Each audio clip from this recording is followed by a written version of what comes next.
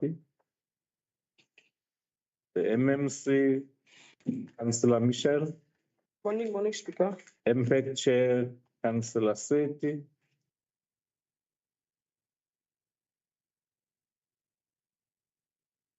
And all the councillors present. Greetings to Acting Municipal Manager, our doctor, and the CFO, the directors, engineering and community services. Thank you very much. And that young man, director, and the officials of political offices, the staff, and also our friend, our media friend. We like him because he is also assisting us in terms of communication, communicating how good we do things. And also when we do bad, he communicates that. So those are very important, because if we don't have that, we will do as we wish. Councillor Nell, I've heard that you are there. Yes, Speaker, I'm here. Before I go to the attendance, Councillor Mhlana. Okay, let's go to point number 2. The attendance register, believing it has circulated. Number 3, application for leave of absence. Councillor Mhlana is having flu also. It's winter is starting now. People really must go and vaccinate. For this winter, it has been said it's a very bad one, this influenza. So it's Councillor Mhlana that I received the application for leave of absence. Number 4, declaration of interest. Any councillor wants to declare to receive a Giorgio Armani perfume. Must declare. There are none. Yes. There is an item that we're having here regarding the NBO EduPlate. I think on that item I'll be excused to read it because my son is the chairperson of that NBO. Thank you so much, DM. Thank you so much. Who else want to declare? Maybe someone online wants to declare. Maybe knows anyone's already one. You never know. You are out of order.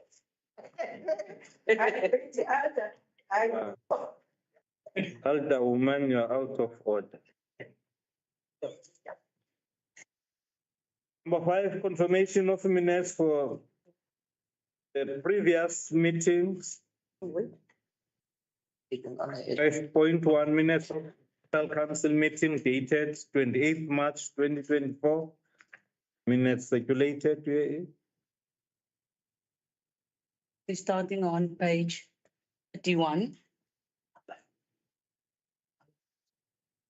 Sorry, page 7, page 8, page 9, page 10, page 11,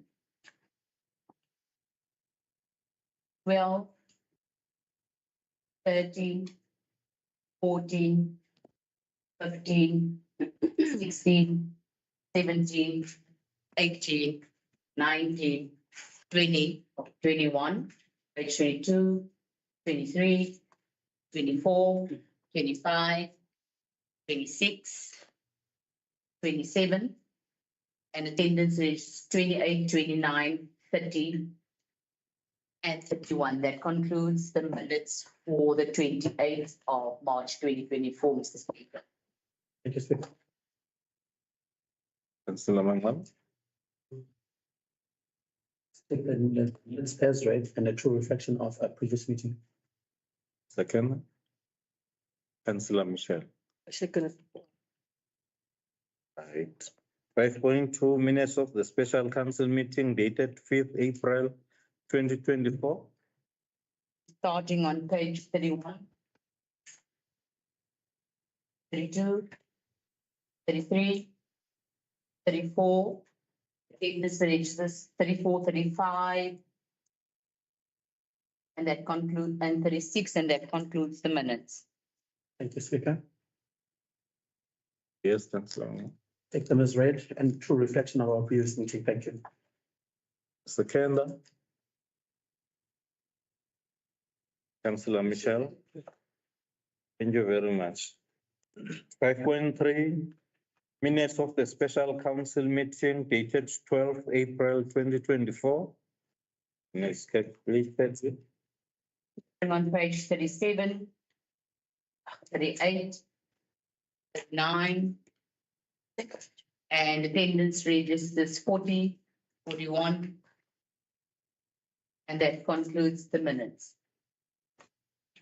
Thank you, Speaker. Councillor Mangaba. Well, it's safe to say today I'm actually the master of minutes. They are true reflection of our previous meeting. Second. Thank you, Deputy Executive Mayor. I second. Right. 0.6, statements and communication by the Executive Mayor. Yes, Speaker. Greetings, Honorable Speaker, Councillors, acting MM, directors, managers, and the public listening. Special greetings, Honorable Deputy Executive Mayor. Speaker, I will be quick. Let me hit summer immediately with exciting news that keep it sweet and short. I'm excited to announce our upcoming Sustainable Infrastructure Investment Conference, scheduled to take place on 23rd May 2024 at the Beacon Island Hotel. Speaker, the conference aims to bring together industry leaders, investors, and stakeholders to showcase current and future infrastructure projects geared towards fostering sustainable development within our municipal area. We're also honored to announce that the keynote address will be delivered by Honorable Minister Sihle Sikalala, adding significant weight and insight to our event. Speaker, the conference will be putting Bitou municipality to the global stage, and a few development projects will be showcased to attract developers and businesses alike, reminding everyone that Bitou municipality is open for business. Speaker, further to that, I would like to thank the participation from the National Minister of Transport, Sindiswe Ikunga. As you know, we have tabled a 5-year plan with the Minister regarding various issues. We have done a visit to the area. That work has started at the circle. We would like again to extend a thank you to the role players, the previous government that made it possible, what councillors that played a role in making sure that the circle is happening. But a huge thank you for the partnership that we have had with national ministers and Sandra. Speaker, in closure, we ask that motorists please be patient during this part time. It's a frustrating period. It's the upcoming school holidays, the June holidays. So therefore, we will have various or a lot of visitors to Plettenberg Bay. So we ask them that they please be cautious and patient in the area for the following months that will lead to the closure of this project. Thank you very much, Speaker. Thank you, Executive Mayor. I don't have anything to say, Executive Mayor. Then let's move to number 7.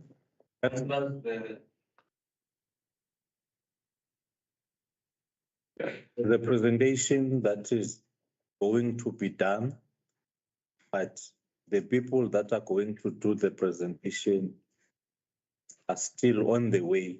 We will move on and do the business of the day, and immediately when they arrive, then we will go back to into number 7 for presentation. They will do their presentation and then they will leave. So I'm going straight to point number 8. The items for information which have been dealt with by the executive mayor in terms of delegated authority circulated herewith.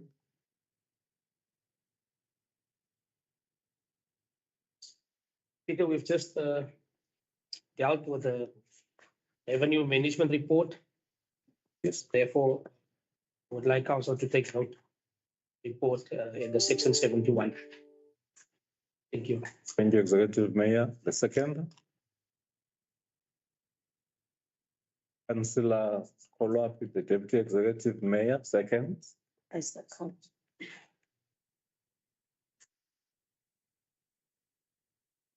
Point 9, noting of outstanding council resolution related with.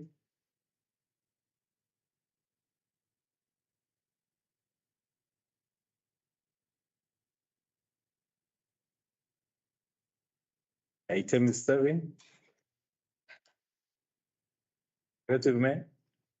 Speaker, yes, again, just to emphasize the slow progress, certain items that has been dragging, but I've seen really good progress in some of these items where we have appointed acting directors. Huge thank you for the great work that the acting director, Ngobo, is showing in the department. I am comfortable and I'm happy that we have workers of such caliber that can deliver results in such short spaces that is result driven. It's really an honor to be in his presence. Further, some excellent work also, but just that we are, in terms of our safety plans, there's a little slack there. The implementation of the fire rescue hours. But there is some improvement, Speaker, on this report. I would just like to emphasize that we push really hard as a collective. We are pushing. It cannot be taken off the table. Thank you. But just to push further and really hard that we have this implemented. Thank you very much to all the role players on this. Thank you. Thank you, Executive Mayor.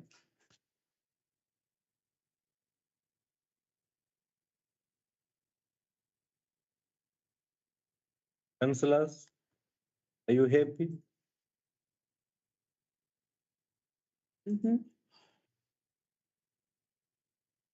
I like people who want to second. If you can second the mayor on this That's a new matters. Yes, yes. Thank you so much. Because these are the things that we instruct them to be done. If then they are done, we are happy. Also, officials must know that say thanks to them when they have done good. Right, number 10. Consideration of reports, non-delegated matters, items for consideration, schedule of items attached. Item 7. Section 1, Office of the Municipal Manager. There's no items for consideration. Section 2, Finance. First item, item C/2/197/04/24. Report on inventory count at the municipal stores from 1 January to 31st March 2024. And that's for quarter 3, page 58. Item 7. Councillor Michelle.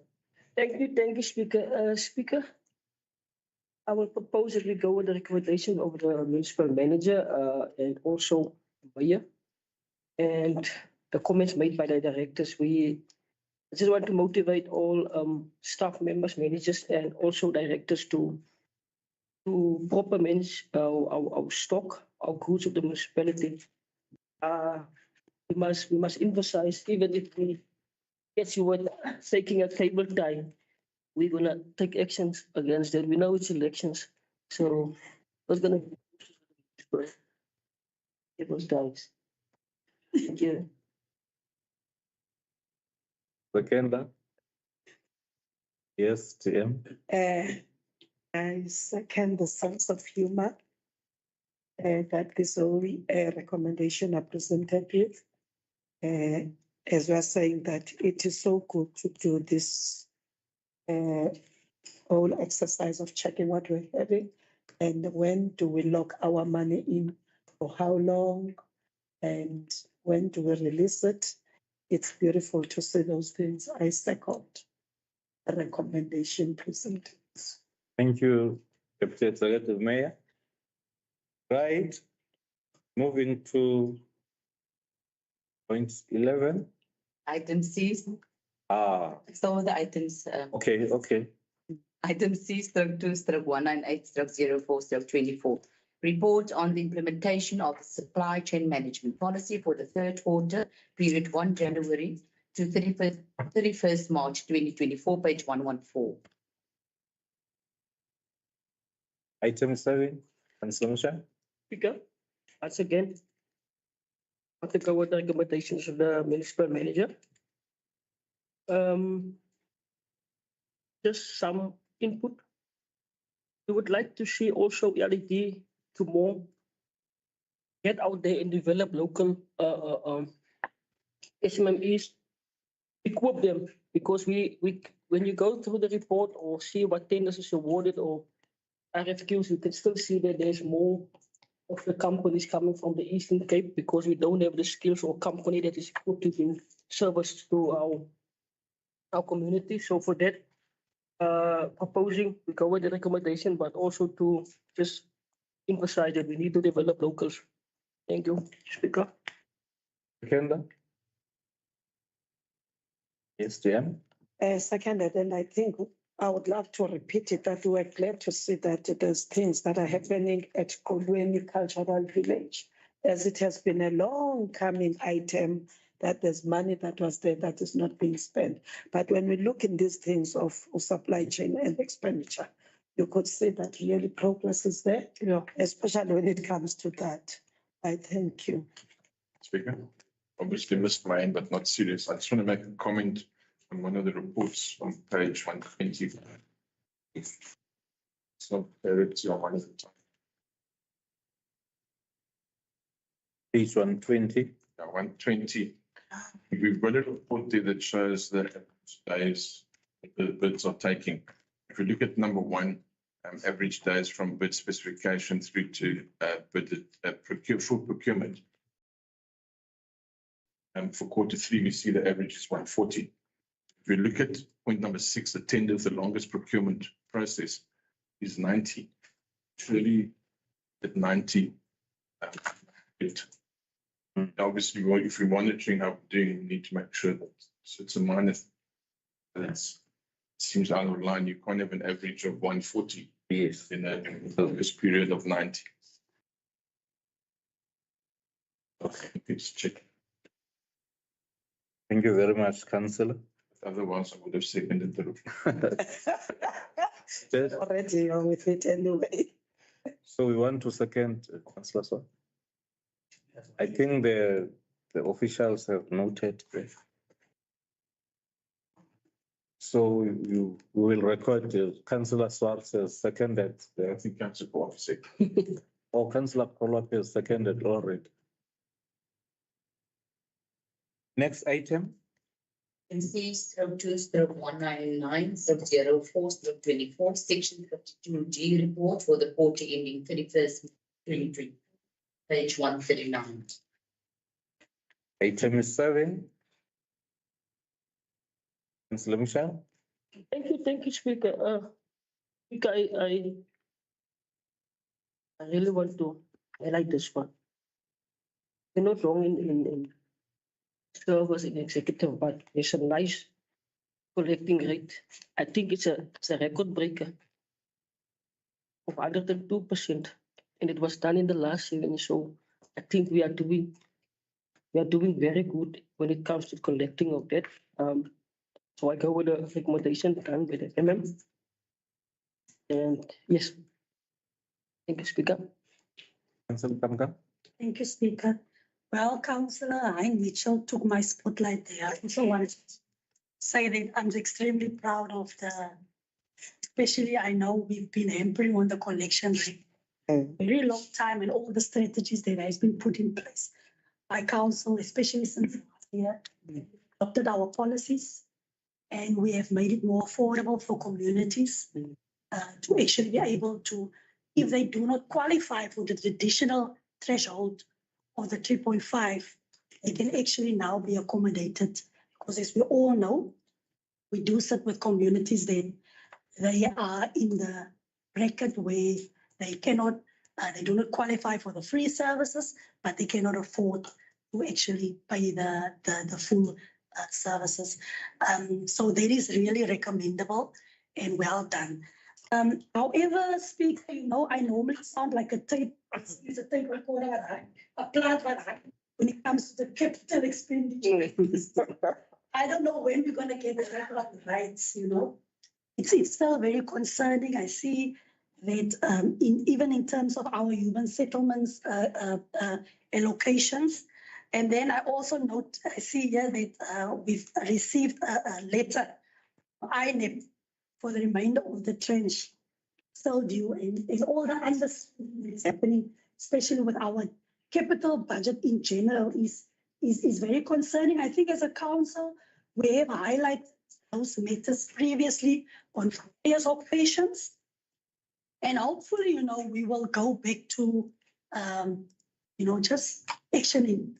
You know, if there's non-performance, we get the valid reasons why, and we get implementations plans as to how to remedy the situation. Because my worry is, council, that every time we get these explanations and we are reassured, and then at the end of the day, we can lose that money, and we don't have enough of our own internal funding to substitute the capital budget. The other problem is obviously as ward councillors and as a collective, as a council, out on public participation. We give the communities timelines on certain projects. And if the capital budget is compromised, then we get compromised in community meetings. And at the end of the day, unfortunately, I'm sorry to say, administration, it's much easier for you guys to wangle your way out of that accountability. But for councillors, it's not. The communities, they hold us accountable when projects cannot happen. So, Speaker, Mayor, MM, I hope that really we will focus on that one and we can have some positive reports on that the next time around, because we are already at the end of, almost at the end of the financial year. So we're going to need a miracle. But Councillor Mitchell, I will gladly be the second, you know, proposal. It's a pleasure, Councillor Mitchell. Thank you very much. The administration is listening. Seriously, we will hammer on very slow movement in terms of servicing our people, because it's where really we report to. Officials don't report to our communities. It's us who report to community, only report to us.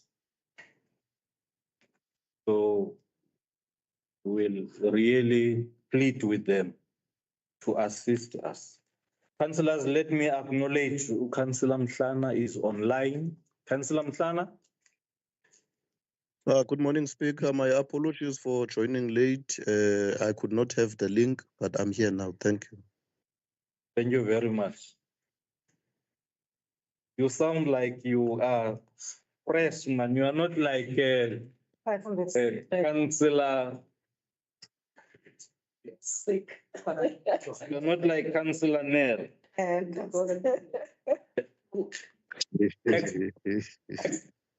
Next item, Item C/2/200/04/24.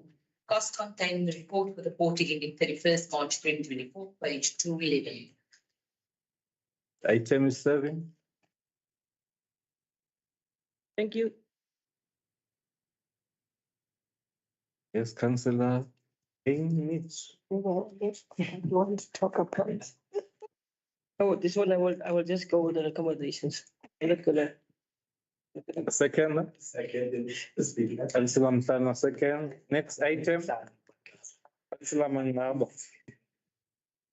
Item Because Councillor Mangaba was fresh, just like you.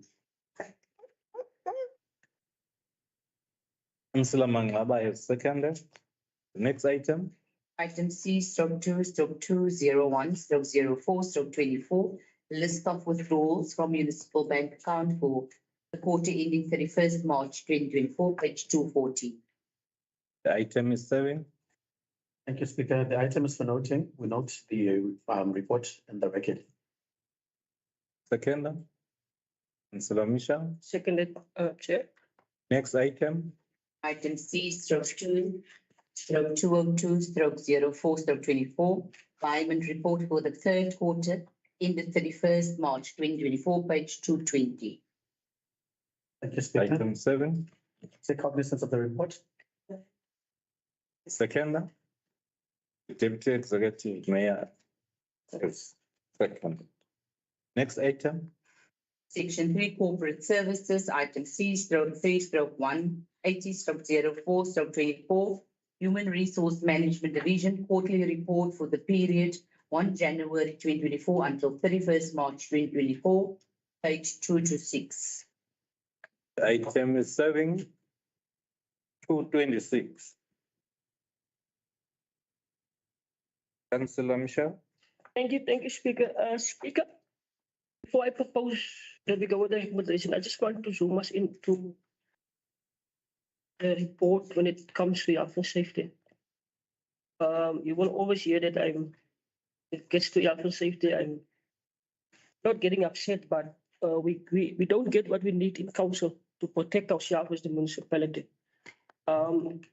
There's even a report on the insect that bites someone at work. Imagine that person was bite outside the municipality. And he came to work with that and start claiming on the insect bite in the workplace. So we need to be careful what we add for our health and safety report, or when we report an incidents or accidents in the municipality. So I will just ask, whenever we do that such reports of this nature, we must be careful. So that there can there's no comebacks on that. But further on, I will possibly go with the recommendation. Second. Yes, Councillor Olabi. Just to hammer to what Councillor Michelle has brought in, that when you look the incidents of health and safety there, you'll find it's things that we could have avoided if our health and safety was there. For instance, the slipping and hurting her left ear.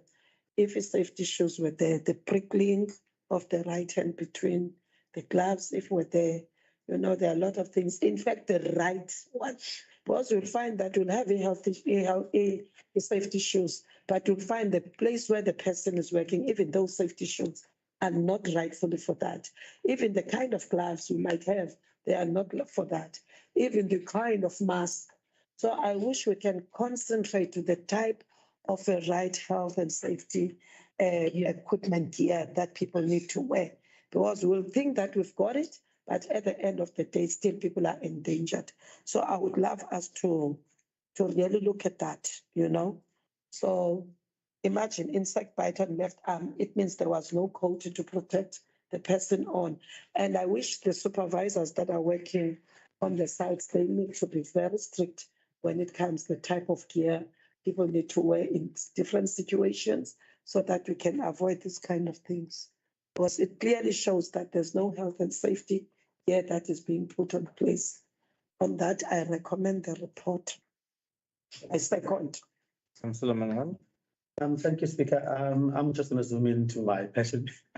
As you all know, I've been intentional ever since I came to council where succession plan is concerned and where development plan for each of our employees is involved. I'm quite excited that the mood is actually lifted in the institution.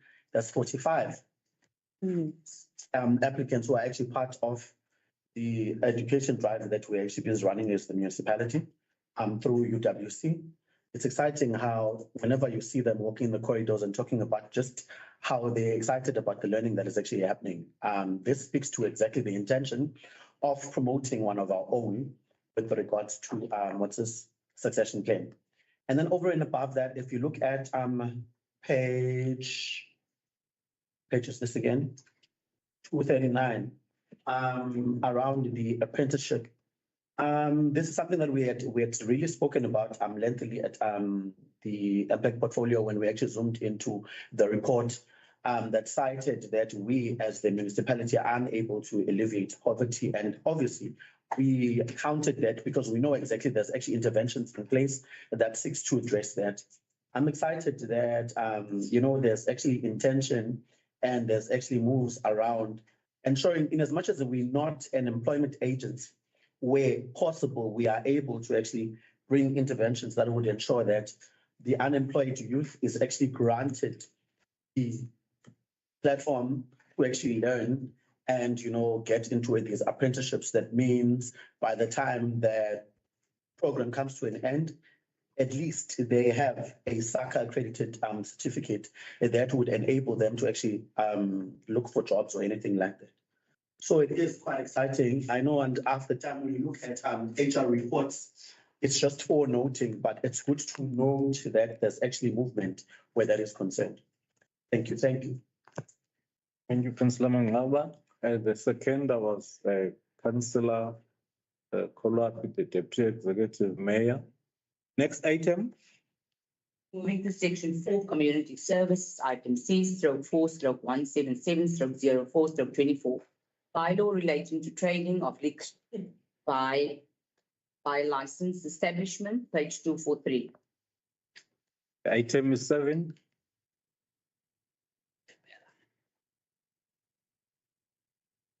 Thank you, Speaker. Okay, Councillor Mhlanga. Well, thank you, Speaker. We go with the recommendations because this must go for public participation. Thank you. All right.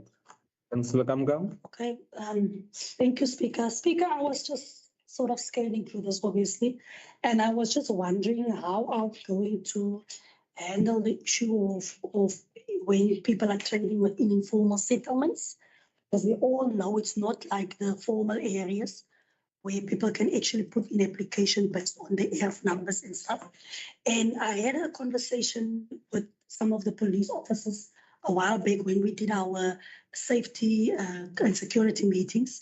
And there's this where we as the municipality how the type of situation, because if we do not make provision, there will be a chance for people in those areas who want to trade to actually also get legalized. So there is one of the gaps that I sort of don't understand how it's going to fit in. And I'm just mentioning it, that it's something that we need to consider. Thank you, Speaker. Councillor Swart. Thank you, Speaker. I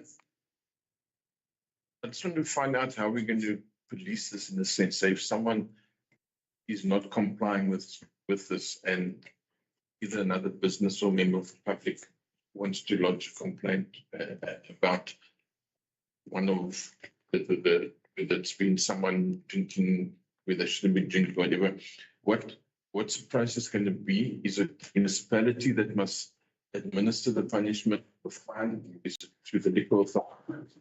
And do we have a tariff set for that as well? Because obviously set fines or impose fines if there's no tariff for it. I don't know if that's been included, if it needs to be included in this as well.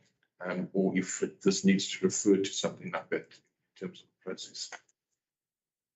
Councillor, before Councillor said, Thank you very much, Speaker. I just want to second what Councillor Sana said. The item should go for public participation. Director? Thank you, Speaker. Just to respond to firstly the question by Councillor Kamkam, the bylaw will only regulate licensed establishments. The municipality's jurisdiction only is insofar as it relates to establishments that has already been granted a liquor license by the Western Cape Liquor Board.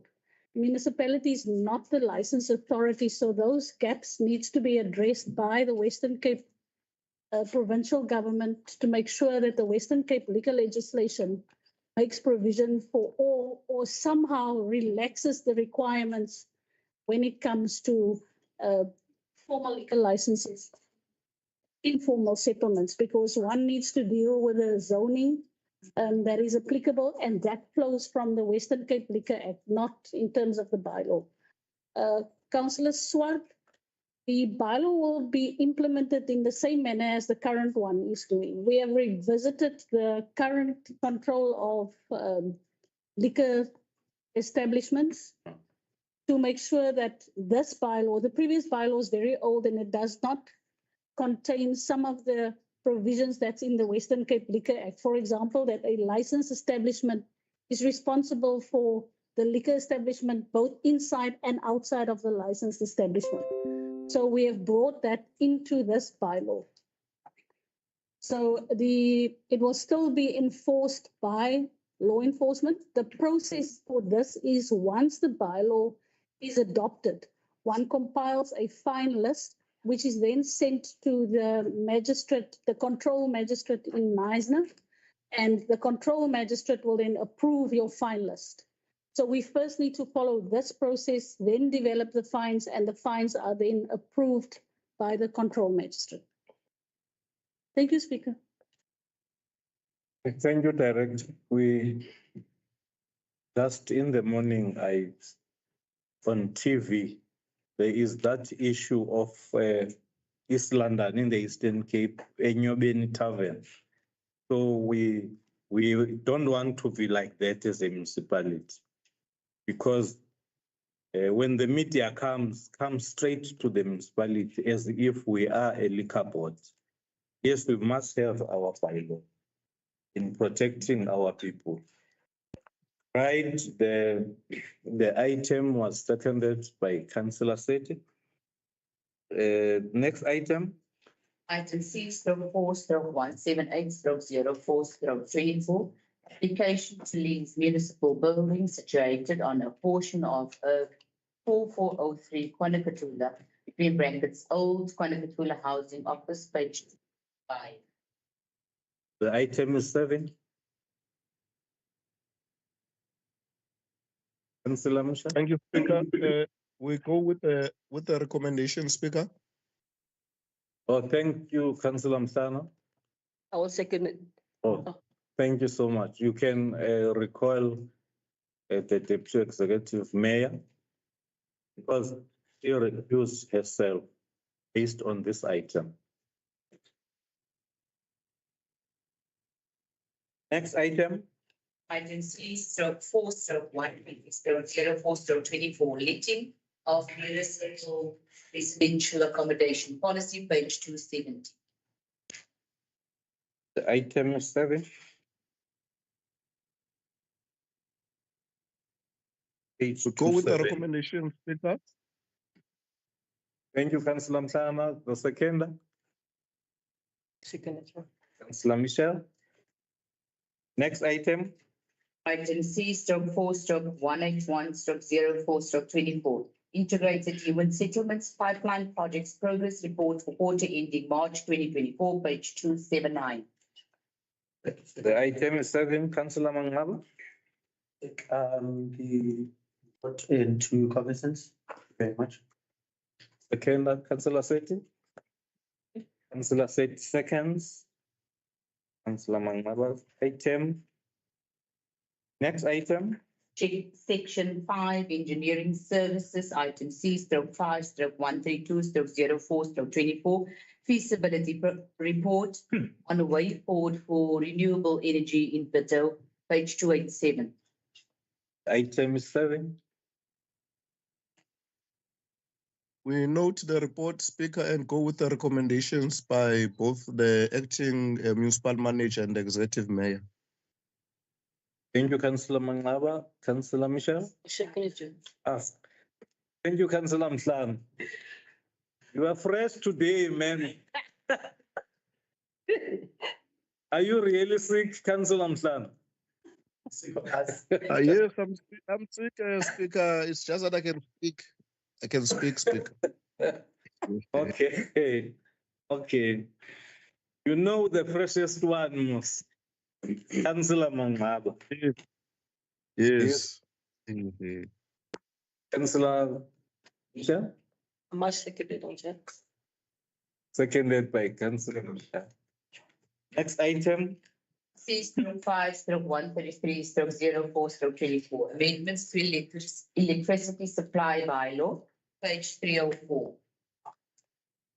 The item is 7. Thank you, Speaker. Yes, Councillor Mangaba. Note of the amendments of the electricity supply bylaw, and we go with the recommendations. The second, Councillor Sethi. Second. Next item. C/5/134/04/24, amendments to existing small scale embedded generation, between brackets, SSEG policy, page 333. The item is 7. We go with the recommendations, Speaker, by both the municipal manager and the executive mayor. Thank you, Councillor Mhlanga. The second. Seconded. Councillor Mangaba is seconded. Item. Next item. Item C/5/135/04/24. Capital Projects Implementation Plan, between brackets, CPIP, monthly progress report for period ending March 2024, page 375. The item is 7.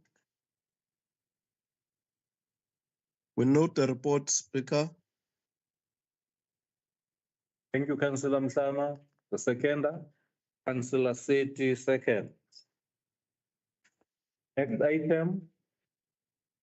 C/5/136/04/24, assessment of the quality and overall acceptability of works performed under the contract SCN/2023/57/ENG, upgrading of stormwater, phase 1, page 380. Item is 7. Councillor Kamkam. Thank you, Speaker. I don't know why Councillor Mitchell is giving me a side eye. You don't know, supplements out of order. Thank you. Order, GM. GM. You're out of. Speaker, it has indeed been a long walk with this. It has been a long walk to get this item here, and I really want to say that I am very pleased to see an assessment that has been concluded that is really speaking to what is happening on the ground. And it is now confirmed that a large portion of the works performed was substandard and was not of an acceptable quality. However, Speaker, I fully will support, I do support the recommendations for this item. But I just want to point out one of my fears and worries is that if you look at recommendation, I think it's the second one, when they describe the item in the description. They say the contractor surety is still in place and paid up, but it is highly unlikely that the surety will have to be called upon. It is most likely that the outstanding payments to the contractor plus the surety will not be sufficient to cover the cost of the corrective action. That is the concern that I want to highlight to council this morning, that in the meantime, as matters stands, as you can see from the report, we've got manholes open. We've got very unsafe situations for the community of Curlin. And I really am very interested to see how are we going to handle this one moving forward, because we need to address those issues.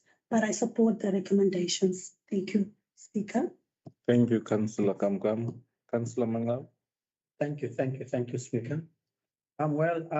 First, allow me to actually commend and congratulate the team that actually came up with the 100-day and to do the walkabouts, because had that not been done, would sitting in this council and arguing whether or not these people must get. Because I remember at portfolio level, we spoke about this lengthily, and we could not really find a way forward, because from the official's perspective, everything was as it should.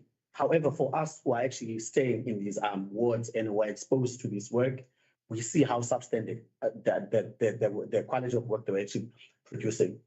I hope this is a learning, Director Dalton and your team, that we may not be engineers. Speak to me, Councillor. We may not be engineers, but when we make points with regards to these projects, please heed our advices. It really is said that we won't be able to actually recover much from that which is still on our end where these payments are concerned. However, it's a good thing that a decision is made, because if you really look at the item, it's not just for noting, but there's an additional recommendation there, which actually speaks to terminating the contract. Hopefully, whoever else that we actually get to get on board is going to be doing exactly what we expect of them, because the communities are actually complaining. Now we get to a level where you are cagey when you attend public meetings, because you know exactly what the communities will raise where this is concerned. There's open holes that are actually unsafe for the communities. When we're faced with floods, we know exactly there's certain houses that we need to go rescue where emergency disaster is concerned. So with that being said, yes, I support the recommendations as well. Thank you, Councillor Mangaba. You want to? Yes, Councillor Michelle. Thank you, Speaker. Speaker, I would just want to firstly acknowledge what also the municipality is taking on this contractor.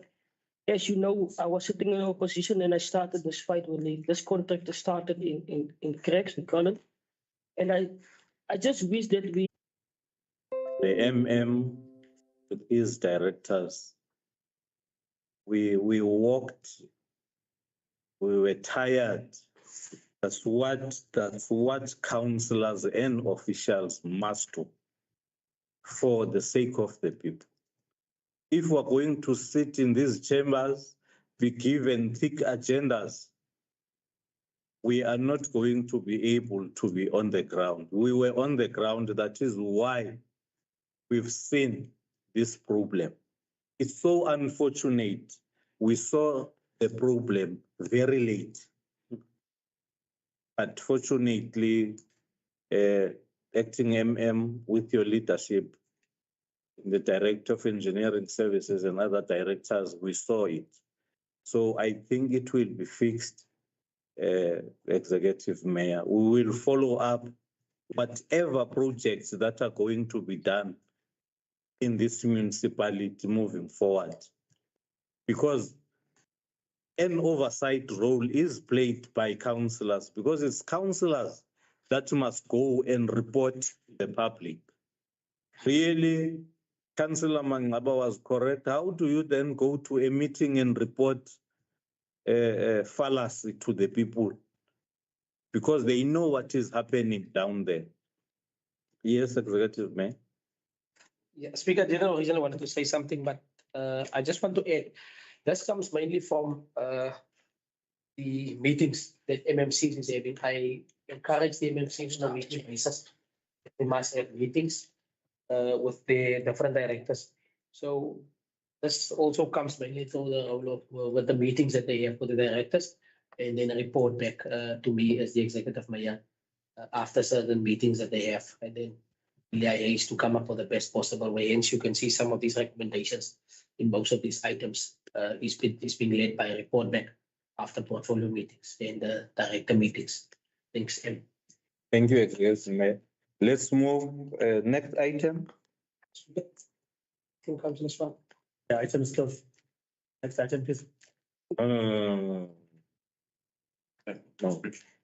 Council, Stay on your out lane. of order. No, out of order. Are you out of order? Stay in your lane, Mandaba. Oh. No. You see, this meeting was flowing nicely. It was flowing nicely. You are messing it up now. If not a speaker. In his lane, man. Me. Put na- Councillor Swartz, let me give you. Thank you. Lady Alga. DM. Thank you, Speaker. I've no doubt the walkabouts are a good thing to do for us to see what is going on in the areas. And it's certainly something that, current issue, certainly something that Councillor Campbell had been raising for a while. You might also just be noticing that this particular report, this person was contracted on the 5th of February, which was actually before the walkabouts, but it stemmed from walkabouts as well previously. So it's good for us to monitor what contractors are doing and to take them to task. And I see the one recommendation was that the contractor does not continue working. So I'm hoping that he isn't working in some of the other wards, or else we might end up with similar sort of standards in the other wards. Thank you, Speaker. Thank you, Councillor Swartz. The proposer and the seconder you have captured. Okay, next item. Six economic development and planning, 6/130/04/24. Lady Hood Local Spatial Development Frame in brackets LSDF final plan adoption, page 432. The item is 7.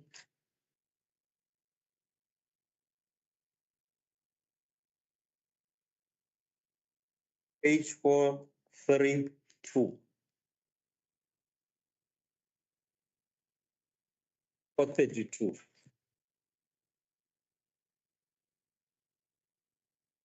Councillor Michelle, Proposal to go with the recommendation of the municipal manager and also the mayor, speaker. You.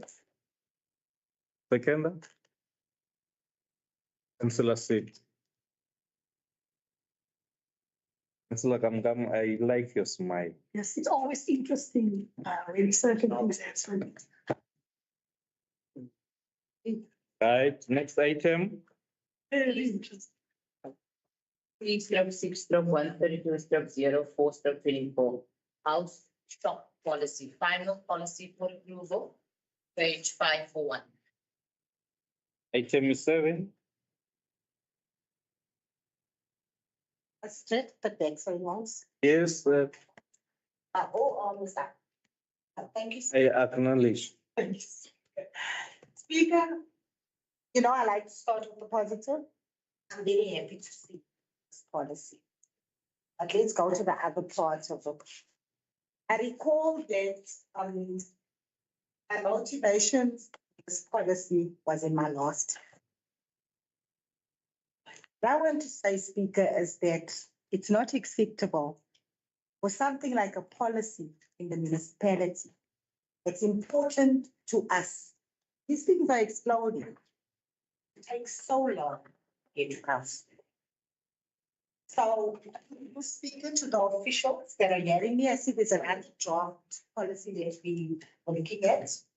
Please don't let it take so long to get here. Because these things should have happened yesterday. I think there were 50 more shop houses that went up in the meantime. So with that, I go with the recommendation. Thank you. Thank you. Thank you, Councillor Olivier. Councillor Mangaba. Thank you, Speaker. Well, it's good to note that in as much as this policy was actually crafted during the Dudula time, a year before last year, we really commend the portfolio head for actually pushing that is tabled and adopted. Moving right along point, the second point to that is that we need to actually have a bylaw developed so that we may have our law enforcement to enforce those bylaws. And we know the difference between a policy and a bylaw is that with the bylaw, we can immediately respond to whatever it is that we're actually feeling the shops are actually contravening. So kudos to the portfolio head that tabled this to ensure that it gets to council. And with that being said, we go with the recommendations. Thank you, Councillor Mangalo. VM? I know it's seconded, it's closed. Yes. I would love just to bring people's attention to those points that are stipulated there of operating hours. Sometimes people, they like to make a noise about few things in the policy. So it allows that if any shop doesn't feels that the times are not ideal between 6 a.m. up to 8 at night, that shop needs just to write and propose to extend its time zones, maybe up to 9, because the areas, they differ the needs of their things from the shop. Then that should be taken to the ward committee. So it need not to be noise as such, other than it can be something that can be dealt with in the ward committee thingy when people are asking for the extension of time up to 9. Those areas are differ. They are far from each other, some from the town. It depends when people are arriving in their communities and have a need of the things. It was just that I wanted to emphasize. Other than that, thank you, guys. Thanks, Executive Mayor. Deputy Executive Mayor. This is our last item. I don't know, have the guys presentation arrived? Can you check for me, please?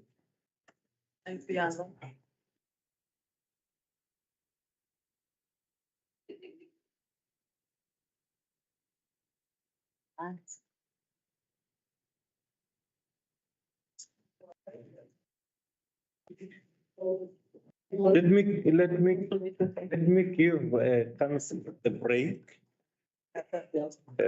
Coffee and smoke break, 10 minutes. Granted. It's a weekend of you.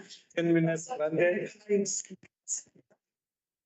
She put a bio, she will use, she will put a bio. After short break.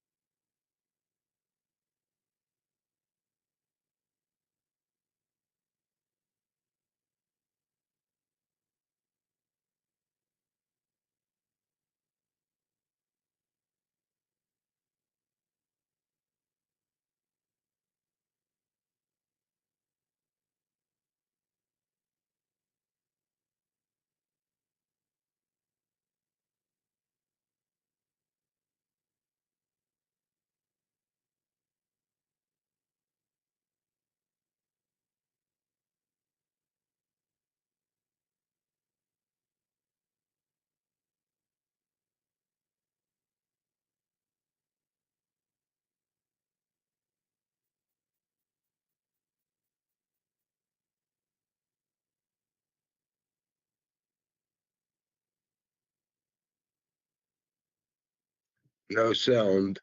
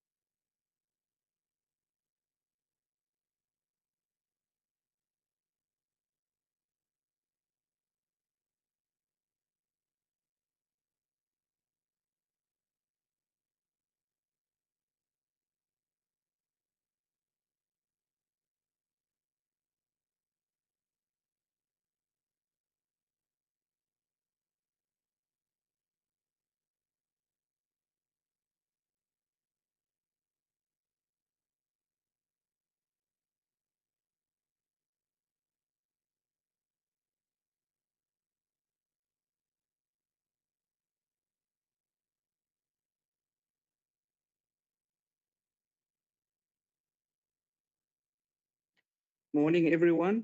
It's an honor for us to be here. Do we need to plug in somewhere? Just so whilst I do the quick intro for the presentation? No, they will help. Okay. Speaker, it's for us a big honor and a pleasure to be here. My name is Dion. I've grown up in the airports. It's been my life. Might still look very young, but I'm not that young. 40 years ago, I started as a cadet fireman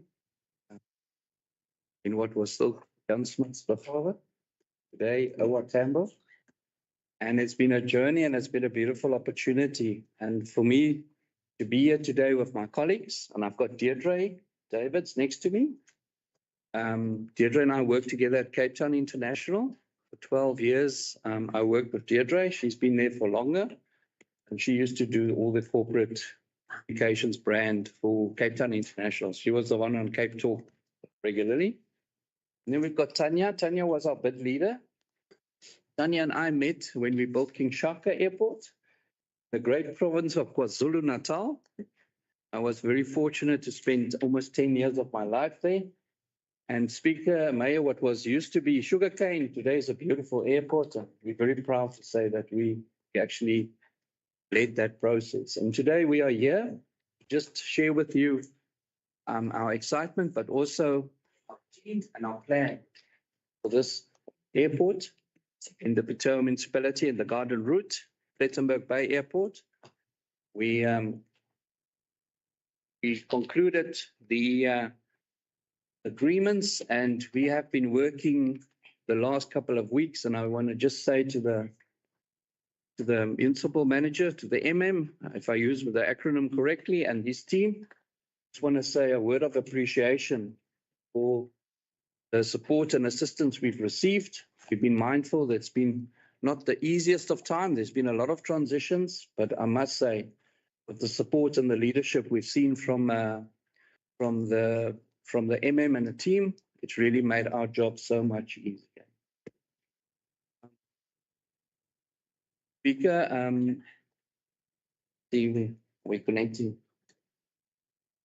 We're just sorting that out. Yes. What I can maybe just do as a small intro. We are part of a greater team, and I've got some very nice slides just to show what our broader team looks like. But our company is a relatively new one.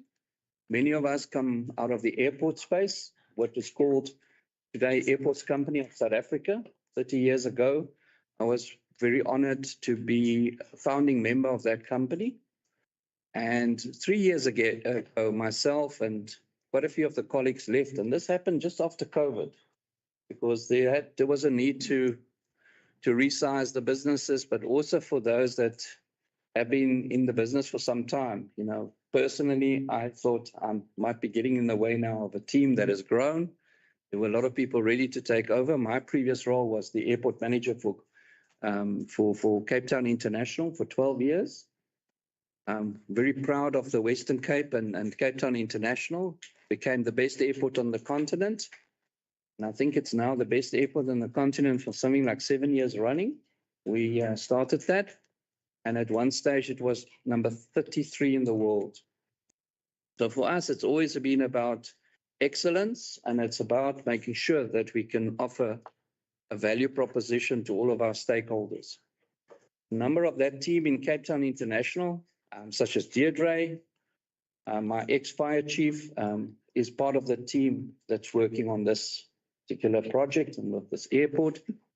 So we're very fortunate. Again, we've got highly experienced team members that are able to make sure we create an environment here that would be safe, secure for aviation, but also from an experience level that would just complement what the municipality and what the leadership of this municipality is wanting to do from a brand and from a reputation.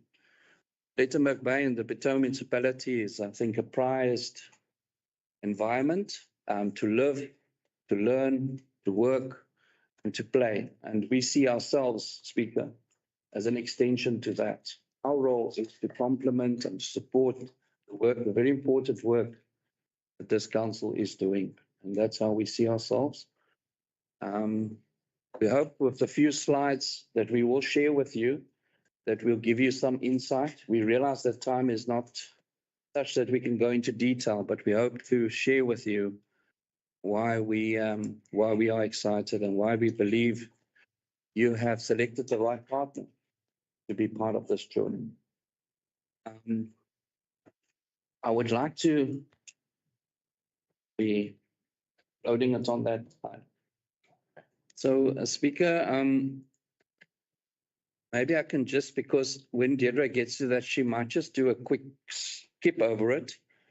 Our company is called RSA Aero. It's a new company. It is 3 years old now. In fact, it started with Cape Winelands Airport, Old Visanta Kraal in Durbanville. So 3 years ago, we started with that airport. It's an old military airfield. We actually acquired the airport, and we are building a state-of-the-art modern airport there. We're in the process of our EI approvals. It's an airport that's already active and operational, got between 100 and 120 movements a day, arrivals and departures. It is currently all general aviation, but we are building a 3.5 kilometer runway, and we are building an airport that could even accommodate the A380s. So it's a large scale airport. It's going to be a 2-year build program. It's very similar to what we did at King Shaka in Durban. And that airport will be operational by 2027, taking commercial scheduled flights, international, domestic, and regional. We are headquartered and based in the Western Cape, and that's why Plet for us is such an important part of this model. So that is Cape Winelands Airport. Then there's Plet Airport, which comes into play. And then also, maybe, Speaker, just to give you the benefit of saying that we've also acquired the Harib Dam Airport, which is at the Harib Dam in the Karoo. That was airport number 3. And the other half of our team, Speaker Mayor, is actually just coming out of Pilanesberg, Mafeking. The airports they are also out on tender, and we are busy tendering for those airports. We have been selected as one of the 2 preferred bidders. So we hope to conclude that contract. And that is the company. I am going to hand over, Speaker, to Deirdre, who you'll see is much better at presentations than I am. We all have our strong and our less strong points. But thank you very much, Speaker. We've got also our own Tanya here. Good morning, colleagues. Can I just check, am I okay for sound? Can everybody hear me? Maybe so. Is that's good. Switch it off. Yeah, you are on. I am on. I am on. Amazing, and I am on. So we had a little bit of a wobbly start, but thank you, dear Lord Jesus. The slide is going to be screening. As Dion has already given you a bit of a brief introduction around our business and who we are, and you've now met Dion, myself, and Tanya. Just to reiterate what he has already said, thank you so very much for making the time for us this morning. We absolutely appreciate and value the opportunity to come and introduce ourselves personally to you and to share a little bit more about who we are as RSA.ADO. The quote that you see is one that we often reflect on. It is coined by Dr. John Casada, who is known for the work that he's done around the Erythropolis concept. And the essence of the Erythropolis is really about how do you maximize your airport to yield value. That in its essence is what the Erythropolis is about. And the quote says, the airport leaves the city follows the airport, and the airport becomes the city. And what that means is that an airport is integral to the region in which it serves, but that as the airport grows and becomes a part of the region, there aren't actually any more lines, and that you can't tell the difference because the airport becomes part and parcel of that city within which it exists. I think you will all know that initially we built our towns around rail, then it was sea, then it was road, and today it is airports. Pretty much anywhere you would go to for long distance travel, you would fly. And we know that when airport planning and city planning is well integrated, you are able to achieve this seamless integration.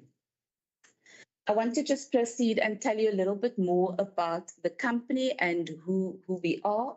So Dion spoke about the fact that we are, my dear colleague at the back is going to try to follow with me the next slide, please. Dion spoke about the fact that our business is RSA.ADO, that is the mother company. Very proud of the fact that we are headquartered in the Western Cape. As Dion has said that she is fairly young, but you'll see in the slide that follows that she has been built by a team of experienced professionals. Our vision is to create a network of airports or a network of aero cities that is built around destinations. So we know that what the traveler wants to do is a traveler, they don't so much travel to airports as they do to destinations. And they want to be able to travel to destinations where they can have bespoke and unique experiences. And we want to build airport cities around these destinations that will give the traveler access to these spaces. We are very proud of the Cape Winelands Airport, which was the first airport in our stable out in Durbanville in Cape Town. As Dion had mentioned, there is Harib Dam Airport, which we've recently added to the stable. We are in advanced negotiations with the municipality around bringing on stream another airport, and we are extremely proud of the Plettenberg Bay Airport. Plettenberg Bay and the Garden Route is such a premier tourist destination. It's got such a strong brand, and we feel that this brand really aligns beautifully with our brand and will be a crown jewel in the stable of airports as we grow and work towards these aero cities. So the next slide speaks to the people. Every entity, it really is about the people. It's important to have strong and visionary leadership. We are very fortunate to have a board of directors that has a solid aviation base, so lots of aviation experience, but also a sound commercial base. Some of you might know Dirk Ackerman, who is the chairman of our board. We often say to ourselves that Dirk is probably most excited out of the entire team about the work that we're going to be doing in Plettenberg Bay and with the Bitou municipality, because he regards himself as a local living in the wilderness. Dirk is most known for the work that he did for Airports Company South Africa when he was the CEO, and when he actually looked at the commercial strategy in terms of how to set up and organize the airports so that they would eventually become profit-driven entities. Montla Shlashla, who also serves on our board, took over from Dirk. And Montla is probably most known for her work as being the CEO when AXA undertook its largest infrastructure investment around the Soccer World Cup. Montla was the CEO for just over 10 years. And when she was able to deliver on that large-scale infrastructure development, she really left the business on a high. And she still continues to do important work in the industry. You might know Blackie Kumane. Blackie is also very well known in both the tourism and the aviation sectors. He was an integral part of the Tourism Business Council for South Africa, and he was he was on their board and was the chairperson, and he is currently the chairperson of the board for FlySAF Air. Blackie, of course, brings with him extensive experience, as does Fabian Msemang. If you know the SA, the Air Force, the Defence Force, you will know his name and you will know that he has made great strides in that part of aviation for South Africa. A commercially minded, very well expected commercial marketing executive, also part of our board, is Daniel Afrigta. So those are the non-executives. The executive members of our board, I think you might, some of you might have met. Our managing director, who is Nicholas Ferguson. Nick, as we know him, he is very well known for having driven large-scale infrastructure property developments, particularly in the Western Cape. If you've heard about the Amazon development down in Cape Town, Nick and his partner is responsible for that development. You've already met Dion, also part of the executive board of directors is Adele Klingenberg. She also spent time at AXA and had, prior to leaving AXA, had been the chief airport planner for the company's airports.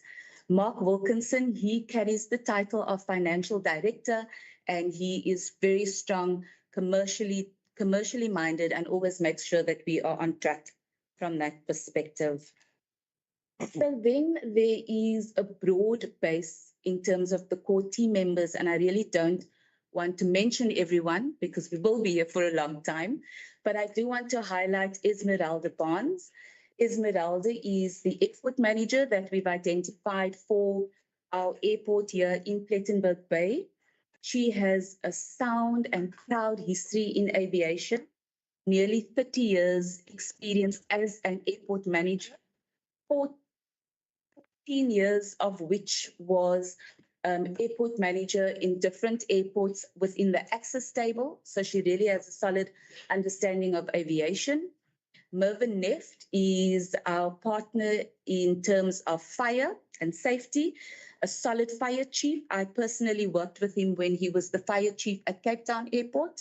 And this precinct is also near and dear to his heart. Under Mervyn's leadership and guidance, there had been many a day where we would deploy firefighters out to the garden route because of the devastating fires that had taken place over the years. And Mervyn himself has personally been a part of those teams as well. Then perhaps just lastly to introduce on this slide is Anton Olivier. He is currently a member of the South African Police Services. He's a colonel, and at the moment his assignment is the colonel at the Cape Town International Airport and the harbour, and he will be retiring shortly and is on board and part and parcel of the team. Other team members, I'm not going to spend too much time on that, but really the point is just to show that we have a solid, sound base of individuals who have strong aviation experience and solid commercial business acumen as well. Okay, so where do our hearts lie? And this is really important for us. Once we've said who we are and what our vision is, who the people is behind the business, where do our hearts stand? And for us, we have adopted what we refer to as embedded sustainability, where sustainability has got to be part and parcel of everything we do. We know that being commercially driven and profit driven is important. No business can exist if there isn't a solid business case. So that is very important to us. But we cannot do that. You cannot do that without also being cognizant of the people that you serve. Every business has to serve people, and airports particularly have an opportunity to have a really profound impact on the communities that they touch and the communities that they serve. And so from that perspective, people is important to us in making sure that we proactively and actively find ways to improve lives and livelihoods. We have a saying in our business which says that you can't do business on a shaky social contract. You need a sound social contract.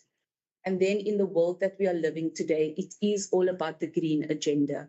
We cannot ignore the environment. We actually have to be actively seeking ways in which we can make positive contributions to the environment and make sure that whatever we do isn't harmful and detrimental. And then we really like the quote, Airports Council International sums it up beautifully, and I'll read it to you because I'm not sure that it's that visible, but it says, airports are an invaluable asset for the communities they serve, helping them to develop their full economic potential and ensure stable growth, fostering long-term business development and employment.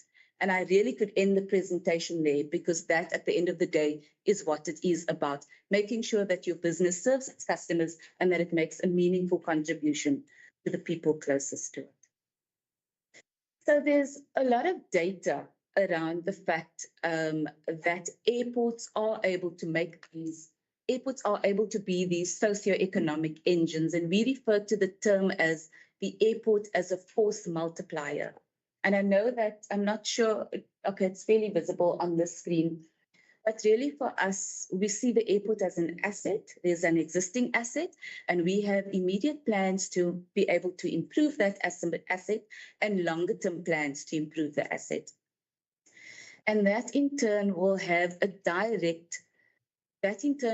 make a direct contribution towards job creation, at least stimulating job creation and ultimately improving socioeconomic conditions. As an example, there will be sustainable job opportunities within the airport precinct from an airport operations perspective. Most basic one would always think of a firefighter when you think of the airport, or you'd always think of security, or you think of somebody processing. So those are those sustained job opportunities. But an airport value chain is actually so big, and that engine room has so many parts and pieces. And from our perspective, it is about having clear plans and being intentional around how we execute on those plans. We are unashamed in terms of saying that we will embrace localization. We will absolutely have a bias towards local suppliers, local players, and where possible, we want to be able to support small business and emerging business. We will be biased towards that. Skills development, both Dion and I have quite a proud history in our time at Cape Town International Airport, and had always been really active in terms of finding programs, especially for the youth, where we can look at building and growing necessary skills. And that is something that we would really like to incorporate. But we don't want to come up with our ideas in isolation. It's important to us that we actually work with the local role players so that we can find out, one, what skills are needed, but where there are opportunities. As an example, we have already had some preliminary conversations with the South Cape TVET College around potential partnerships. There are also programs that the Chamber of Commerce and Plet Tourism are running, and we would like to further look at how we could potentially strengthen or partner with programs. And that then does lead me into, on that slide, still just the key partnerships for us, being the local players. So you can just go, one slide back, just the key partnerships, not only the local players like Plet Tourism or the Chamber of Commerce, but also entities like Westgrove, who have a firm mandate around trade and a firm mandate around tourism. As an entity, we have a strategic agreement with Westgrove around marketing routes for our different airports. And the Plet Airport, as an example, will fall within that agreement now, and we will work to actively market the routes. Again, it speaks to the opportunities that airports present around promoting trade, commerce, hospitality, tourism, and ultimately your socioeconomic benefits. Tanya, I'm going to hand over to Tanya, who's going to talk a little bit about the airport master plan. Thank you, Speaker. Thank you, Mayor. Thank you, Ma'am. Councillors, Maker members, it's lovely to be here, and apologies again for being late. I get the exciting part to talk about the master plan and where we think this opportunity is going. Obviously, we have come in and we have looked at what you have here. And that was the premise of our bid, to see how can we develop this into a going concern over the time that we have here. And what do we need to invest now? What do we need to invest middle term and obviously in the longer term? So what I will say is that I've got a couple of slides and I'd love to just take you through them to show how we can maximize and work together with the municipality to look at the commercialization of the airport. But aside from that is to also look at how we can grow the scheduled traffic elements as well. So the master plan that we presented is an iterative process. It requires approvals, it requires community involvement, and it obviously requires a positive business case. What you see on the screen there is what we have currently, and over time we will look to grow that. If you could just go to the next slide. Could I stand, Speaker, and then I can probably just show you a little bit better. So over time, we see the airport site broken down into essentially 5 zones. Zone 2, I'm going to jump zone 1. Zone 2 is the current terminal facilities. And what we need to do in zone 2, and it's an immediate requirement now, and I'd say in the next 5 years, although we are looking at it now, is to grow the terminal capacity, make it, ready for the tourism experience. We're already engaging with the local markets and architects to get some design proposals on how we can upgrade that area. But ultimately, that's a temporary solution because we do see great potential to move the terminal ultimately to zone 1. So up in the corner, and obviously we need EIA approvals and we need to go through process. We need to get sign off from the council as we develop the plans. But we would see a terminal precinct coming through in zone 1. Up here, there's some logistics areas. There will be a service station, potentially a drone port.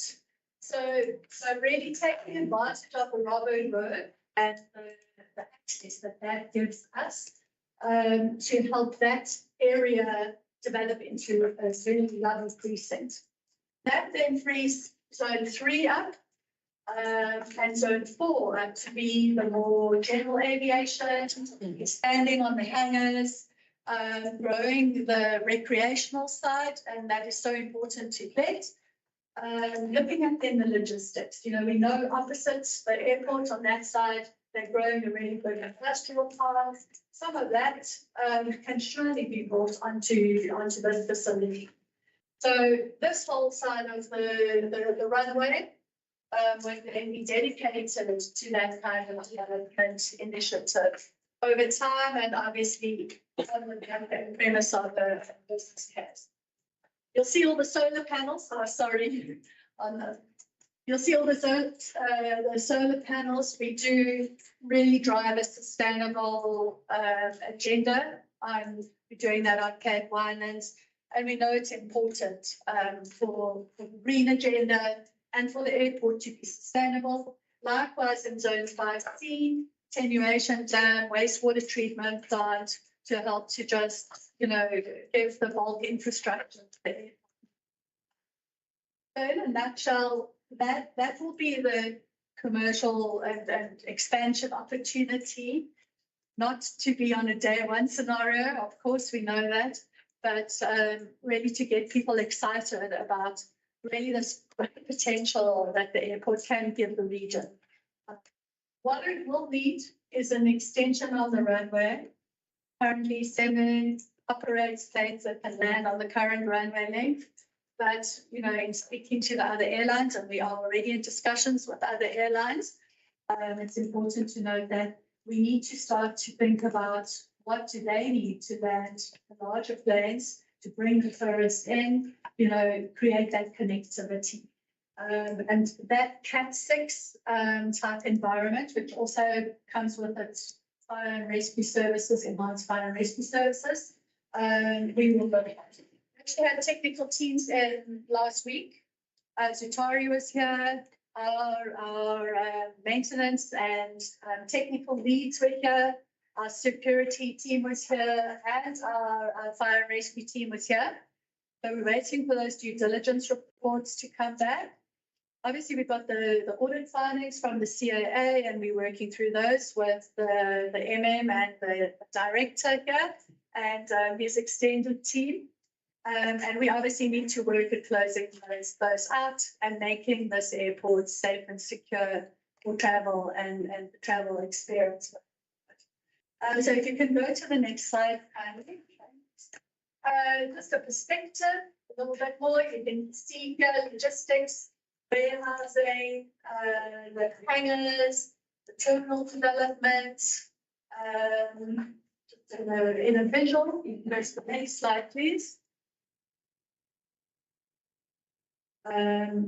That's another visual of that. I think we can skip those and talk to those. Thank you.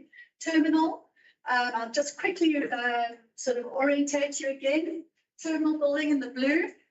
This is on the northern side of the runway. Apron areas, car parking, logistics, e-commerce, service station, and then the solar panels fire station. So I just want to point this out here. We do see great opportunities in time to work with the municipality to grow Leland's fire and rescue services. But obviously that is part of border discussions. Thank you. Next slide. I think that's me.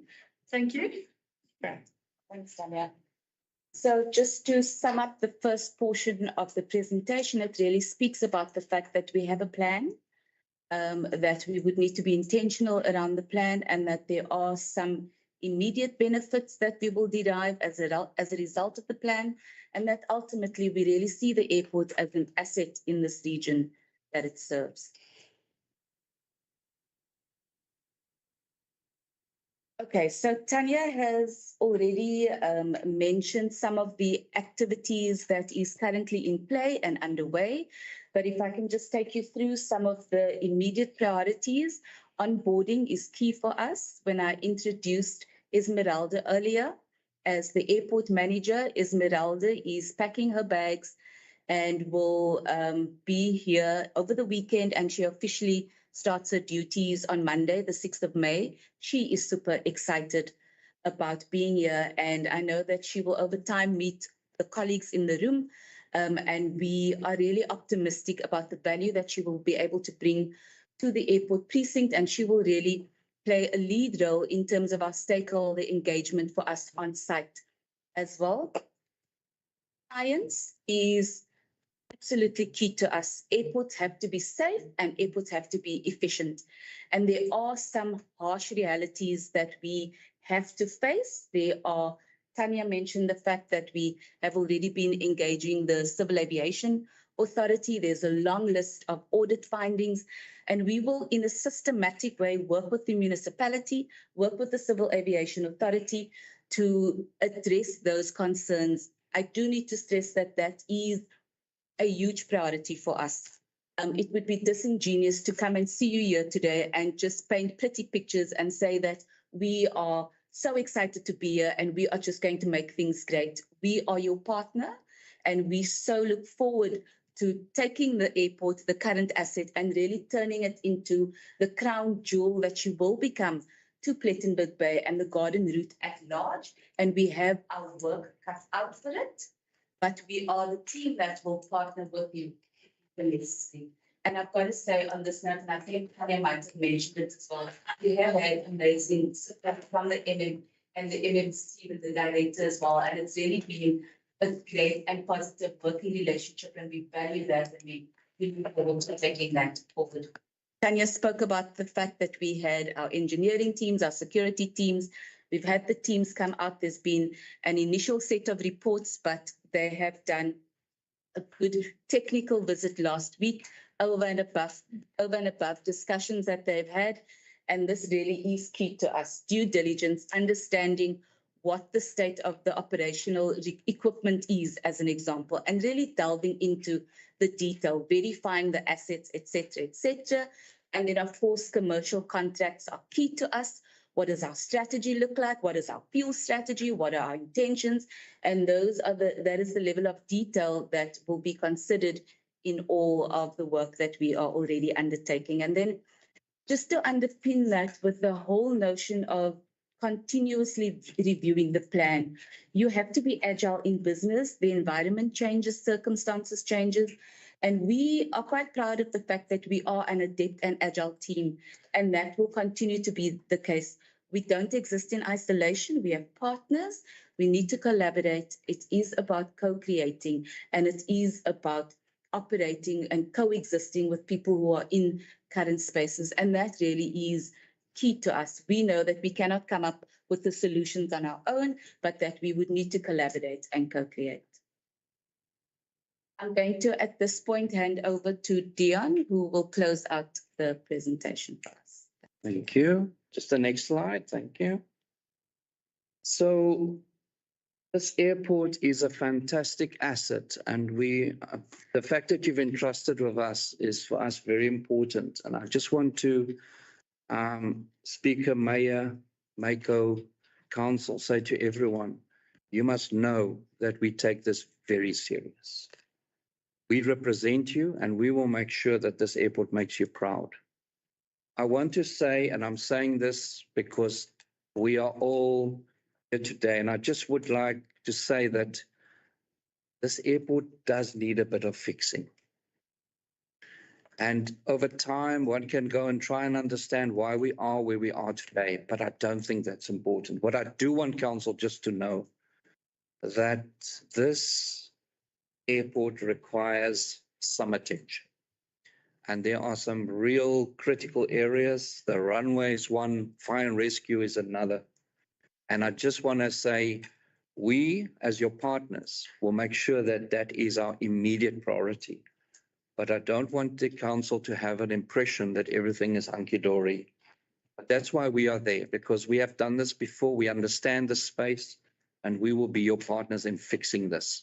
But we're going to need your support. I must say to Council, you talk about the current partnerships and relationships. There are some of those relationships that will be tested.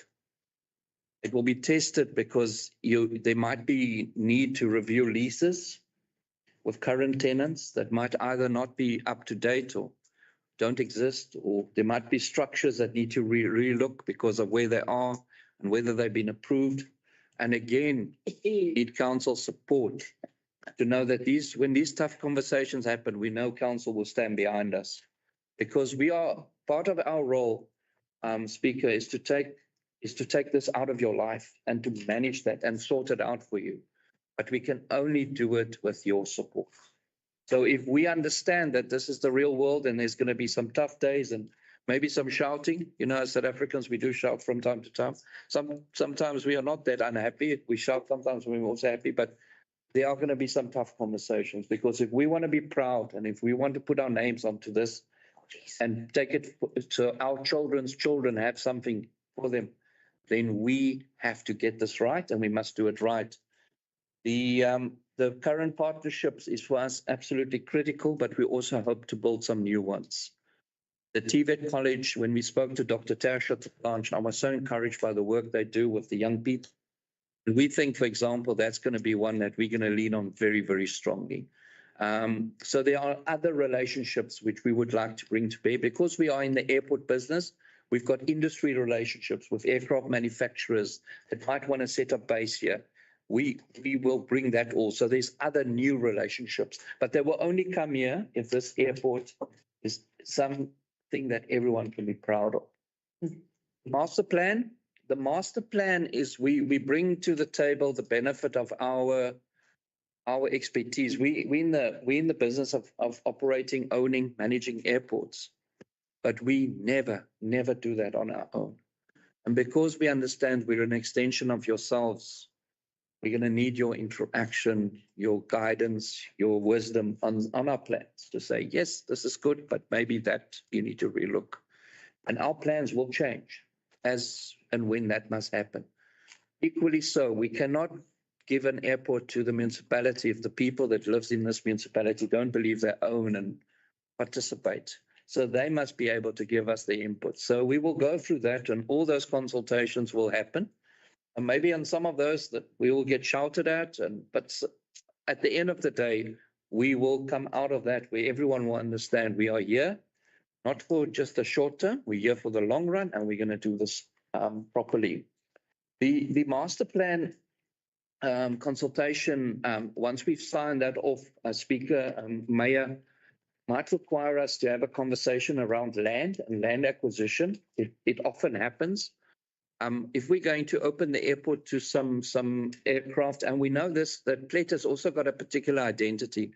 We don't want this necessarily to bring in a large number of flights because it will change town. You don't want, but if we want to bring in bigger aircraft, we will require runway extension and some additional land. But that will be a conversation then at the time, which we will do. With the land in hand, then normally what happens is you go into the EIAs, and EIAs for us is important, not because of it being a compliance issue, but we have learned that if you follow the EIAs and you do it properly, you end up with a much more sustainable long-term development. So we will go through those EIAs, but we're going to need councils, and we're not asking for favors. We understand you will be tough as a council and as an authority, but when we put in applications for development, we want to, and we apply for rezoning, we would require some support so it doesn't take years to consider whether we need efficient planning, approvals, rezoning, because that will allow us then to mobilize the financiers to say, yes, this is a place where private and public sector are in line, they work together, and they bring capital, and we can invest like this. It will really work with everyone. Air access, I was very fortunate with Deirdre in 2015. We started air access for the Western Cape under the Westpro banner. My other life, I've served as a board member of Westpro. I'm also currently the chairman of the Cape Town International Convention Centre. We understand how important air access is for tourism, for conferences and events. So air access, and the beautiful thing is that air access team, the whole of Westpro stands right behind us here. They're going to prioritize this airport, not just about getting flights. We want quality flights. And it's not just about the tourists. You have private and public sector people that are working, that needs to get to other destinations for business, for work. Why should they have to travel long distance to go get flights to get to Johannesburg? Well, we need to make sure that air access we provide for both business, but also for the tourism industry. The beautiful thing about where we're going with our business is we're creating a network. And we have for example, and if I can share with council, we have a bit of a dream about a future package where people will leave Cape Winelands Airport. They would come to Plet. They will spend time in Plet. They will fly from Plet over to Pilanesberg if we are successful. And from Pilanesberg, they can go to Victoria Falls. And you can have the garden route, you can have the mountain, the winelands, the ocean, the bush in Pilanesberg, Sun City, Lost City, and Vic Falls. Speaker, I don't know if there's a better tourism product anywhere in the world. I would challenge. It may be, I don't think so. So we also look at bringing the benefit of our network, where we have also operators that can move between these airports passengers on a regular basis, almost like a scheduled but we will call a bus service. We know that twice a day there are flights, one 9 o'clock, one 3 o'clock. You're there, you're on. That's where we want to go. I think it is embarrassing, Mayor, and I think where we are as a country, that most of our population still don't have access to air travel. Our people are dying on the roads. We know that air travel is more safer. And if we can get it right, where you can easily buy tickets at your local shops, and you know that you've got access, and it doesn't cost an arm and a leg because there are more flights, it becomes competitive, and we'll get more South Africans flying. And that for us is very important. Speaker, Plettenberg Bay Garden Route has got international brand recognition. You mentioned those names and people sit up straight. In fact, I'll share this with you. In the recent times, we've been talking to funders for the 7-8 billion rand development we're doing in Cape Town. Normally, before they want to talk to us about that airport, they first ask, tell us more about Plet. This place is very special in the international arena. And that brand we must jealously protect, and we must work together, because that is a very significant asset. And again, we will make sure that we support you on that. The regionally integrated airport, I think I've covered with how we will do that. I think what's also very important is that you know that because we come out of the Airports Company of South Africa space, and we at George Airport this morning, those are our colleagues. And we collaborate and we cooperate. So again, we're going to use every network relationship we have to support the team here and make sure we do things and we do things properly. I think Tanya did speak to us. Mervyn Neft, our fire chief. I remember in my time, and I was 12 years at Cape Town International, 3 times he would come to me and say, there are raging fires in the Garden Route district. And we always had extra fire vehicle too at the airport in Cape Town. And then he would say to me, my staff want to volunteer. If you can give us the vehicle, we'll go now. And they would drive from Cape Town and come and help the fire crews here in the Garden Route district, fight the fires.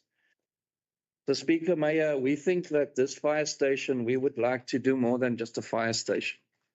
We actually see an opportunity for a training academy for fire staff that can not only supply us and other airports, but also the district.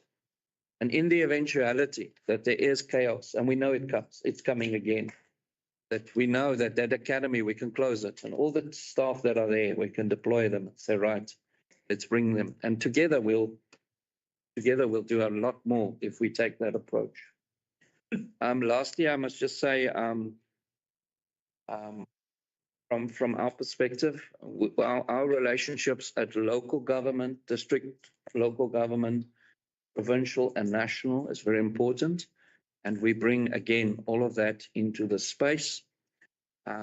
Looking forward, Speaker, Mayor, Mako, councillors, and everyone else in the room to make this airport the success story it's supposed to be. Thank you very much. We have a quick video that we wanted to show. I have the sticks. I'm not sure if it will work on your screen. I did save it on the stick. So you should just be able to click links, but I think that needs to be. I think, Speaker, this video, what we are trying to do is just give you a sense of, once we're involved in a space for 2 or 3 years, this is where we are. And I think it will give you a sense when we take transition of this airport and we're in the space, you'll see what can be done.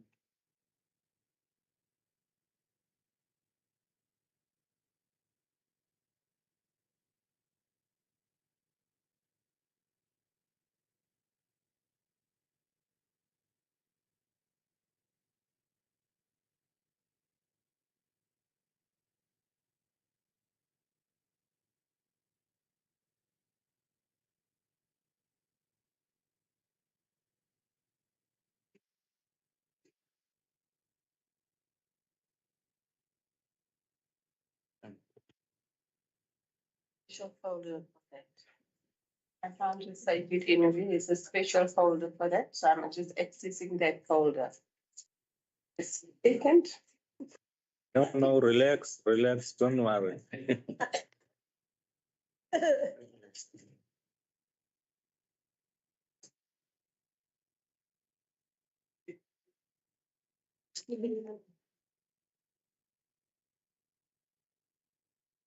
It's a step.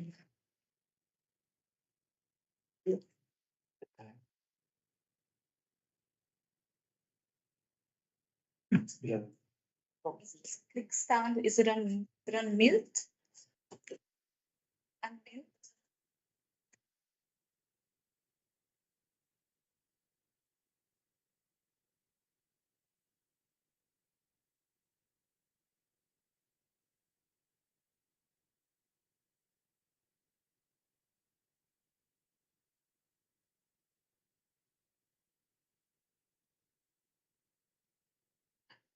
Yes, yeah, unmute. Unmute.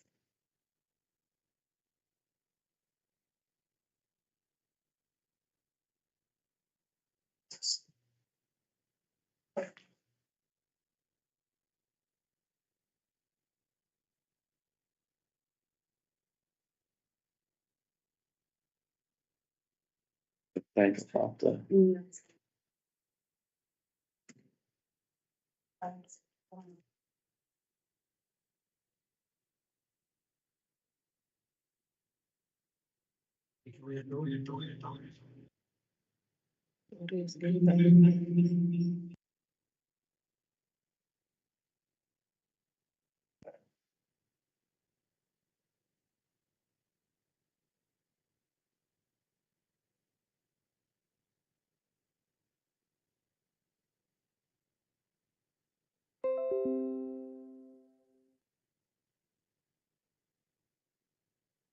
Speaker, what we will do is we'll make sure that afterwards you'll get a copy of it.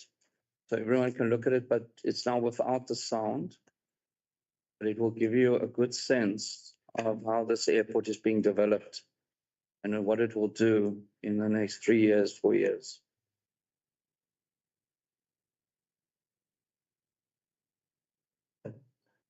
You convinced me.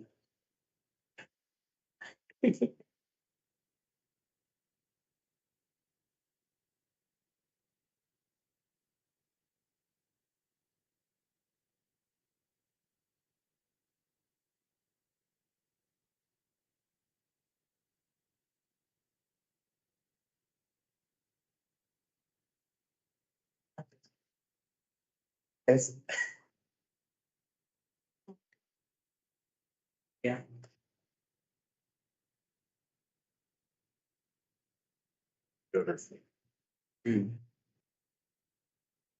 All right. Councillors, there it is. Well, Speaker, with or without the sound, the presentation was actually a very compelling and interesting one. From my end, I'm actually excited of what's to come of it. Because if you really look at it, in terms of the model that is actually presented to us, it is not just about means of getting people to and from, but it also speaks of building a hub for economic activity, which would actually speak to employment, stimulate local businesses, to attract investments, and think optimization of revenue. Because obviously we can make, there's actually monies to be made from parking, from retail, from dining, from advertising. And yeah, creating a consistent flow of income. I mean, we are already a tourist destination. Now with that, it could actually really actually materialize like it's actually presented to us. I see greater opportunities. I see this dream coming to life eventually.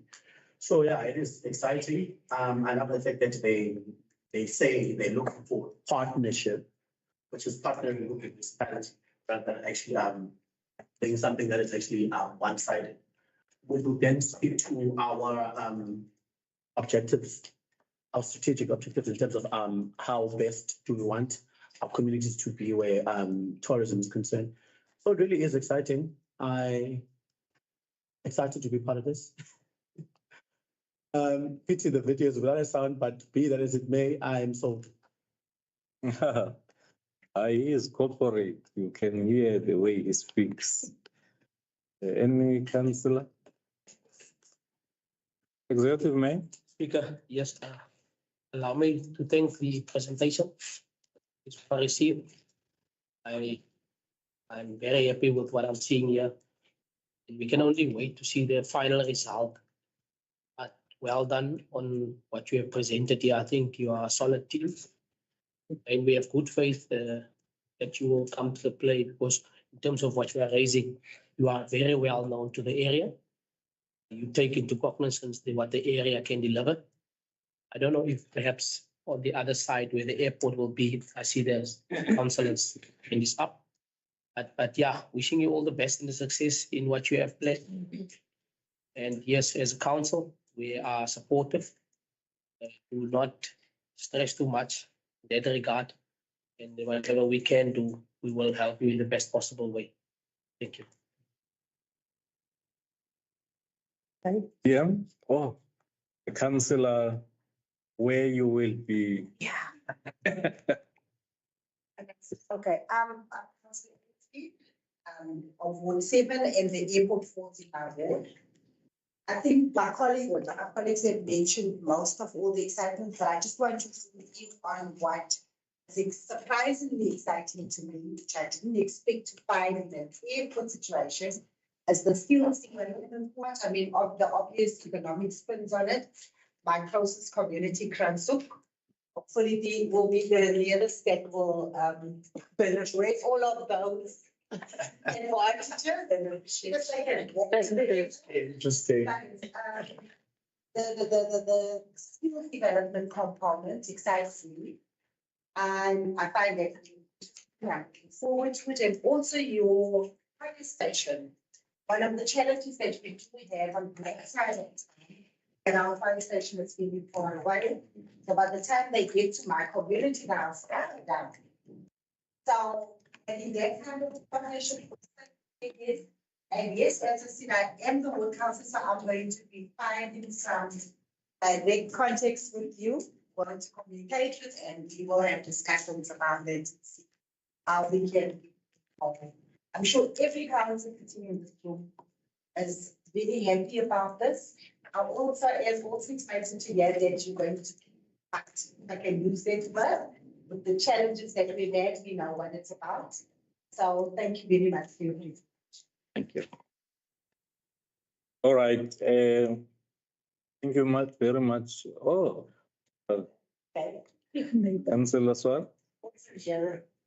I just want to say thanks very much for this presentation, and I know it's been a lot of work over a period of time, and it's often for entities like municipality, it's often difficult to let go of something. But I think as Bitou municipality, we realize we don't have the expertise to run there. That's why this whole process was put into place. So I'm glad you can bring that experience necessary, especially the networking and the air access network that it's going to bring as well, because that is going to open up a lot more for people wanting to visit Bitou area, as well as use Bitou as a transit point to go through to other areas. So it could open up a lot of avenues for us as well. And yes, you're going to have some tough discussions with people at the airport at the moment. So it's necessary and probably long overdue. So I'm sure you'll get that resolved. Look forward to what happens in the next 5 years. Thanks. Thank you, Councillor. Thank you. Yes, ma'am.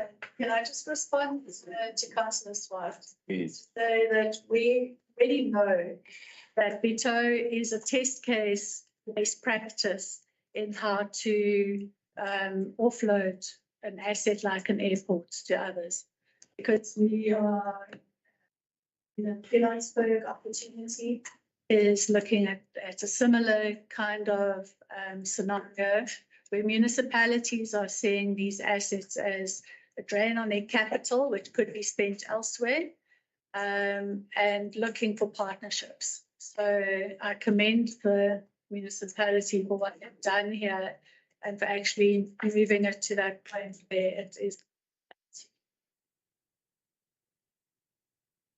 Thank you very much, Dion, Tanya, and Yes, right. Deirdre. Thank you very much. Why I allowed this presentation to take time, because I wanted the councillors to feel and get the information. It was not just a talk show, this presentation, because when these councillors and officials go out there, they must be fully informed of what is really going to happen. You know that this area is a tourist destination, and it will be one of the projects under Executive Mayor, Councillor Claude Terblanche and Dr. Ralph Links that are going to take it very serious that we assist you in whatever challenges that we will be having together with the Director Ngubo. So we are in support, we will support you.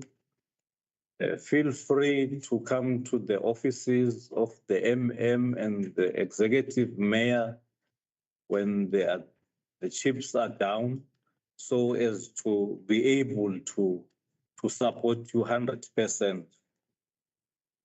We've got a visionary leadership here. We've got the youngest mayor and also the officials, the administration that is led by a doctor. We are not amateurs. We know our story. That is why we gave you time. You see, so I'm trying to say, feel free, relax, and the lady that is coming, she will arrive here and get the warmth of this municipality. This is a great town. You see, we can dwell much. Also, water here. I'm not drinking this water. We are drinking water from the tap. It's like this water is like this one. Yeah, that is in this bottle. So this is a great town. Tourists enjoy this town. Thank you very much. I will release you now because we must finish up the order of council of the day. Also, officials, we are releasing you. You can excuse us because we are going to be in committee now. MM, remain.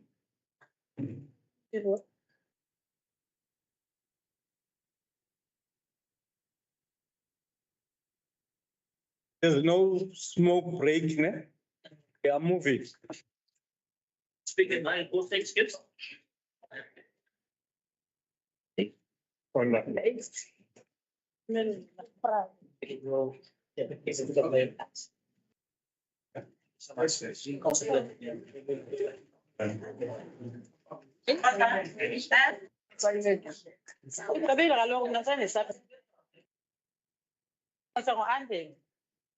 Will you play it? Song again. Song and Lewa.